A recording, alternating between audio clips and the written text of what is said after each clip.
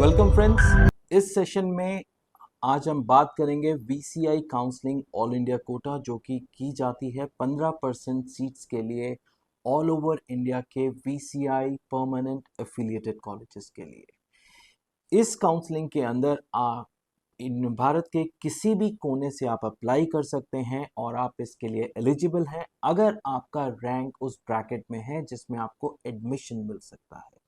So starting में मैं आपको बताना चाहूँगा कि इंडिया के अंदर टोटल 54 कॉलेजेस हैं, जिसमें 49 कॉलेजेस आपके सरकारी हैं और 5 आपके परमानेंट अफिलिएटेड प्राइवेट कॉलेजेस हैं, जिसमें 3 राजस्थान में, 1 हरियाणा में और 1 पंजाब में है।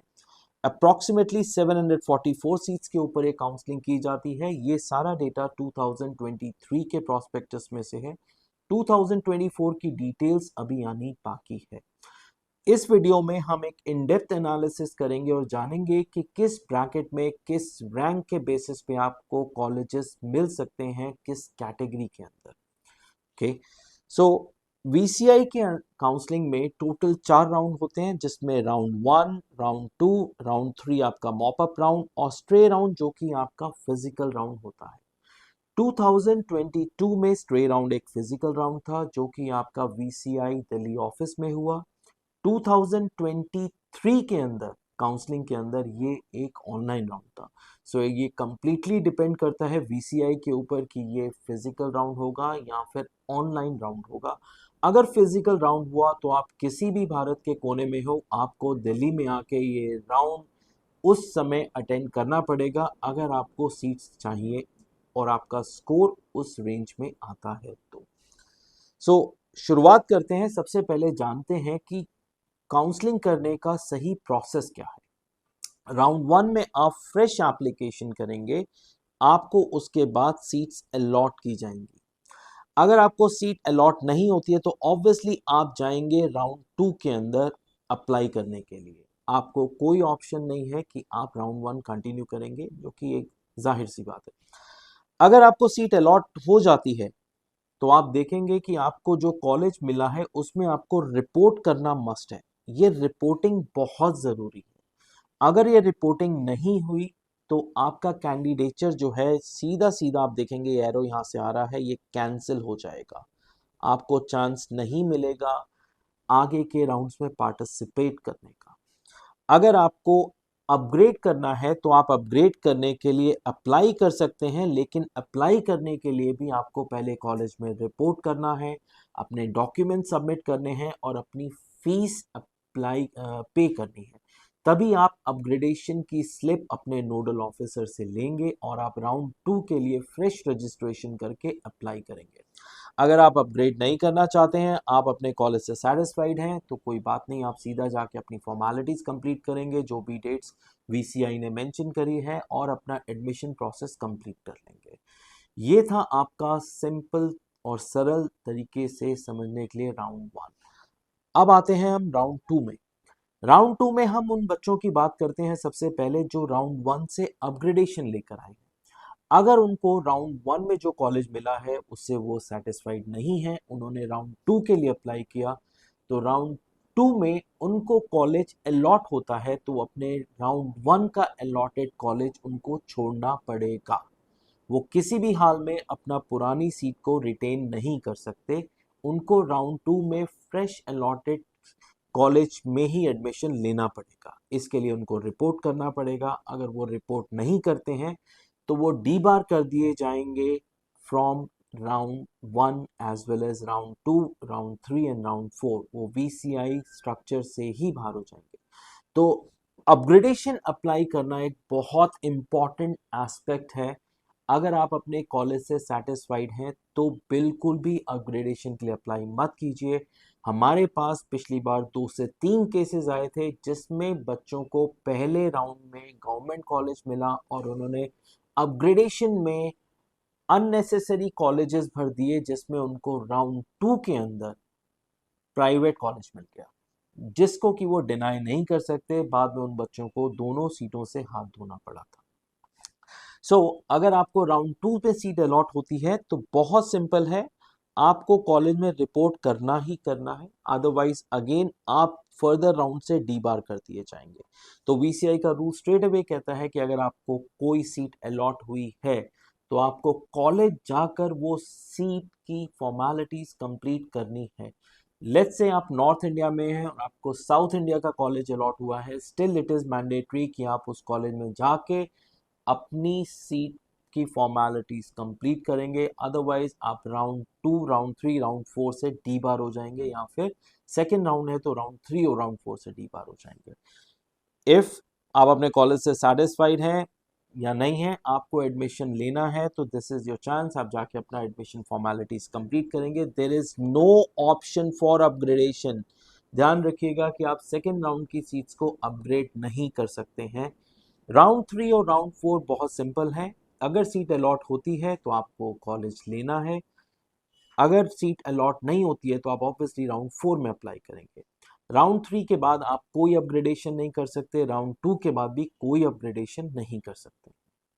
तो आइए आज अब बात करेंगे हम किस रैंक के ऊपर कौन सा कॉलेज अलॉट हुआ, आपको कॉलेजेस में अप्लाई कैसे करना चाहिए, और जानेंगे कि किस किस रैंक के अंदर किस कॉलेज को आप अप्लाई करके अपनी सीट को सिक्योर कर सकते हैं। क्या आपको गवर्नमेंट कॉलेज मिलेगा या प्राइवेट कॉलेज मिलेगा। अमूमन बच्चे कैसी गलतियां कर बैठते हैं फाइलिंग के टाइम पे जाने अनजाने में, जिसकी वजह से उनकी सीट्स डीबार हो जाती हैं। सो राउंड 1 आपकी स्क्रीन के ऊपर आप देखेंगे तो राउंड 1 इज देयर। राउंड 1 के अंदर आपका ओपनिंग रैंक था 9986 और क्लोजिंग रैंक था 86322। इसमें टोटल 642 सीट्स अलॉट हुई थी गवर्नमेंट कॉलेजेस के अंदर। जनरल कैटेगरी के मैंने आपको रैंक्स बताए हैं, बाकी की कैटेगरीज के रैंक हमारी टीम से आप ले सकते हैं, क्वेरीज अपनी डिस्कस कर सकते हैं any point of time. Do not forget to like and share this video. ये बहुत इंपॉर्टेंट है उन बच्चों के लिए जो वेटनरी काउंसलिंग के लिए अप्लाई करेंगे ईयर 2024 में। ये पूरा का पूरा एनालिसिस 2023 का है। सिमिलरली हमारे पास 2022 और 2021 के भी फिगर्स एंड डेटा पड़े हुए हैं।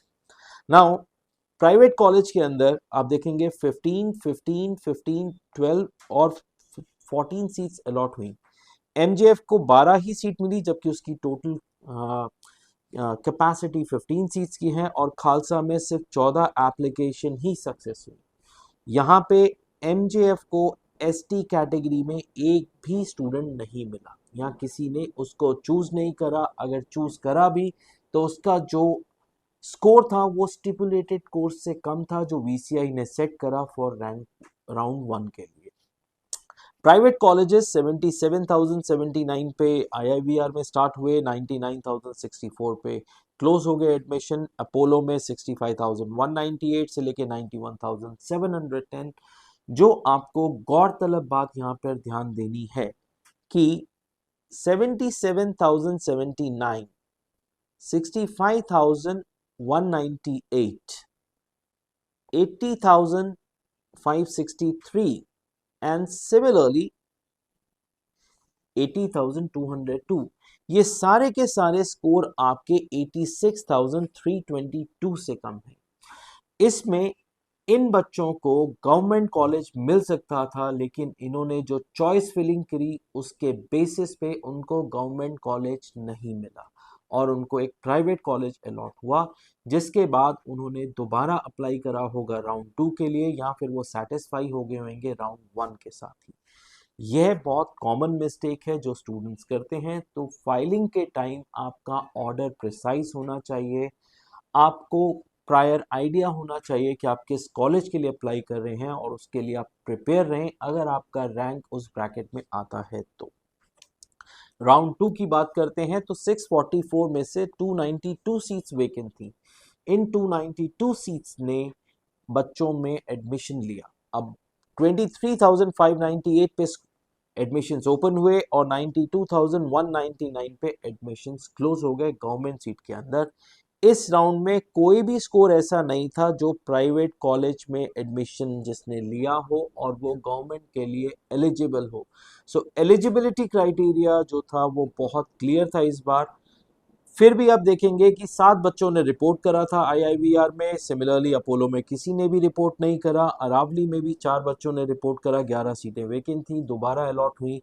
11 सीटें एमजेएफ में दोबारा अलॉट हुई, जबकि एमजेएफ को सिर्फ 12 सीटें ही मिली थी फर्स्ट राउंड में, तो सिर्फ एक बच्चे ने वहां रिपोर्ट किया। और खालसा कॉलेज के अंदर 12 सीटें वेकेंट थी। नाउ इसके बेसिस पे अगर हम जाते हैं तो राउंड 3 के अंदर फिगर्स एकदम से चेंज हो जाते हैं प्राइवेट कॉलेजेस को लेके। पहले बात करते हैं सरकारी कॉलेज की। मॉपअप राउंड में 122 सीट्स फिर से अलॉट की गई। तो opening rank 69,431, closing rank 1,09,662। Again फिर से आप देखेंगे कोई भी रैंक ऐसा नहीं है जो कि गवर्नमेंट के लिए एलिजिबल था और उसको प्राइवेट कॉलेज अलॉट हुआ। वो जितने भी रैंक थे प्राइवेट कॉलेज में गए, वो बच्चे एलिजिबल नहीं थे राउंड गवर्नमेंट कॉलेजेस के लिए, और उन्होंने प्राइवेट कॉलेज की ऑप्शंस फिल करी। यहाँ पे फिर से आप देखेंगे कि बच्चों ने रिपोर्ट करा लेकिन सीट्स एक्वायर नहीं करी और ये सीट्स वेकेंट हो गई राउंड 3 में। राउंड 3 में फ्रेश एप्लीकेशंस रिसीव करी गई प्राइवेट कॉलेजेस के लिए। राउंड 4 में अब आप देखेंगे कि यहाँ पे अगर हम कंपेयर करते हैं प्राइवेट कॉलेजेस को, पहले अगर 15 सीट्स थी आईआईवीआर में, 14 अवेलेबल थी अपोलो के अंदर, तो यहाँ पे फिर से 12 और 12 सीटें आ गई, यानी कि सिर्फ 3 बच्चों ने यहाँ पे एडमिशन लिया और 2 ने यहाँ पे लिया। सबसे ज़्यादा एडमिशन जो मिले वो खालसा कॉलेज को मिले। अप्रॉक्सीमेटली 9 से 12 स्टूडेंट उनके पास एडमिशन ले चुके थे, सिर्फ 3 ही सीट खाली थी। यहाँ पे ओपनिंग रैंक था 1,11,076 और क्लोजिंग रैंक था 1,28,463। 1,28,463 रैंक के बाद किसी भी स्टूडेंट को गवर्नमेंट कॉलेज में एडमिशन नहीं मिला जनरल कैटेगरी में। जो मैक्सिमम रैंक गया वो 2,92,442 गया है आपका एसटी कैटेगरी में। एससी में 2,40,001 और ओबीसी में था 1,50,145। ईडब्ल्यूएस स्टूडेंट के लिए जो मैक्सिमम रैंक था गवर्नमेंट कॉलेज में वो 2,01,030 था। तो आपको ध्यान रखना है कि अगर आपका रैंक का डिफरेंस 5,000 से ज़्यादा है तो शायद आपको सीट मिलने में मुश्किल होगी। आपके ये जो रैंक्स हैं ये बेंचमार्क रैंक्स हैं फॉर टेकिंग एडमिशन। इसमें आपको ध्यान रखना है कि आप एप्लीकेशन करते वक्त उन कॉलेजेस को चूज़ करें जहां पे आपके एडमिशन की संभावना ज़्यादा है। इसके लिए आप टीम से कनेक्ट कर सकते हैं, वीडियो में अपनी क्वेरी भी छोड़ सकते हैं कमेंट्स के अंदर, एंड हम we will try to get back to you at the earliest. Private colleges में अगर देखा जाए तो इस बार जो ओपनिंग रैंक था वो करीबन था 1,70,000 के आसपास, और जो मैक्सिमम एडमिशन हुआ वो हुआ एमजीएफ कॉलेज में जनरल कैटेगरी में 3,52,220 के स्कोर के ऊपर। यहाँ पे एक एक सीट अलग अलग कैटेगरी में अलॉट हुई आपके खालसा कॉलेज में, और तीनों ही बच्चों ने एडमिशन लिया। ये तीनों ही कैंडिडेट्स हमारे थे, and we are really glad कि इन बच्चों को लास्ट मोमेंट के ऊपर एडमिशन मिला इन खालसा कॉलेज। सिमिलरली आपकी ये जो सारी सीट्स थी ये फिल हो गई थी, इसके बाद कोई भी सीट वेकेंट नहीं रही क्योंकि सबको पता था इसके बाद 5th राउंड नहीं होगा और 4th round is the final round. So this is an in depth analysis जिसमें कि आप जान सकते हैं कि किस रैंक पे आपको गवर्नमेंट या प्राइवेट कॉलेज अलॉट होगा। सो एडमिशन इंस्ट्रक्शन जो कि बहुत ज़रूरी है जानना आपके लिए। अपग्रेडेशन होगा सिर्फ और सिर्फ राउंड 2 के अंदर। रिपोर्टिंग मैंडेटरी है, चाहे आप राउंड 1 में हो चाहे राउंड 2 में हो। अगर आप रिपोर्ट नहीं करते तो आपकी सीट कैंसिल हो जाएगी, डीबार हो जाएंगे। रिटन प्रूफ मस्ट है, नोडल ऑफिसर से रिपोर्ट करने के बाद आपको ये मिलता है नोडल ऑफिसर से एक रिसिप्ट जिसके बेसिस पे आप अपग्रेडेशन के लिए अप्लाई करते हैं, और राउंड 2 में अगर आपको कॉलेज अलॉट होगा तो उस रिसिप्ट दिखाने के बाद ही आपको एडमिशन दिया जाएगा।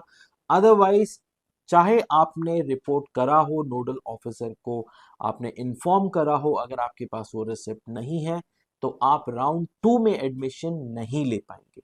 हमारे पास बहुत से ऐसे कैंडिडेट आए जिन्होंने राउंड 1 में अच्छा कॉलेज मिलने के बावजूद बहुत से कॉलेजेस भर दिए राउंड 2 में अपग्रेडेशन के लिए, और उनको अपनी सीट से हाथ धोना पड़ा क्योंकि राउंड 2 में उनको लोअर कैटेगरी का कॉलेज अलॉट हो गया या फिर ऐसा कॉलेज जो वो नहीं चाहते थे।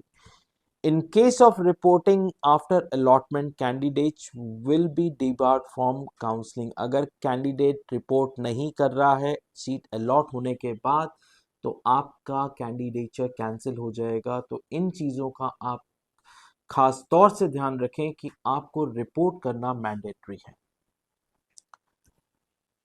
अब बात करते हैं कि ग्लोबल यूनिवर्सिटी आपकी कैसे हेल्प कर सकता है। We maintain complete transparency and trust, जिसमें आपको हम स्टेप बाय स्टेप गाइड करेंगे, डॉक्यूमेंटेशन से लेके आपको किस कॉलेज को आपने कौन से चॉइस नंबर पे रखना है ताकि आप अपना एडमिशन क्लोज कर सके। सिमिलरली जो ट्रैक रिकॉर्ड है, we have proven track record, बहुत से बच्चे एडमिशन लेते हैं। We have done more than 50 admissions last year. Post admission support में आपको मिलता है किसी भी नोडल सेंटर पे जाने के बाद कोई भी सपोर्ट चाहिए हो, we are ready to help you with that. Similarly our expertise is always there with you and हम चाहेंगे कि आपको आपकी चॉइस का कॉलेज मिले। Thank you for watching this video.